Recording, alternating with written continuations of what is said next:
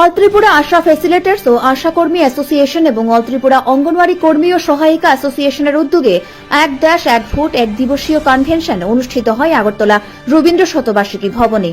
উপস্থিত ছিলেন পশ্চিম জেলা লোকসভা সাংসদ বিপ্লব কুমার দেব সহ মজদুর মনিটরিং সেলের সভাপতি বিপ্লব কর সহ অন্যান্যরা। Bureau report, Dharmanagar news online. ভারতীয় জনতা পার্টি তিন রাজ্যের মধ্যে রাষ্ট্রপতি শাসন জারি করার যে অন্যায়, ওই সময়ে কমিউনিস্ট তার ভাগিদারি ছিল আর তার প্রধান উপদেষ্টা ছিল স্বর্গীয় জ্যোতি বসু, যিনি কমিউনিস্টের তাওয়ার মুখ্যমন্ত্রী ছিলেন। এ হচ্ছে কমিউনিস্টের আসলি চেহারা।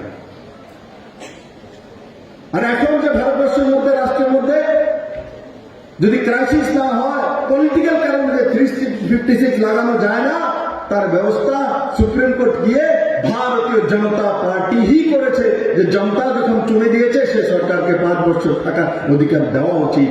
তার জন্য এখন কোন সরকার আর 356 ডাইরেক্ট কোন রাজ্যে লাগাতে পারে না।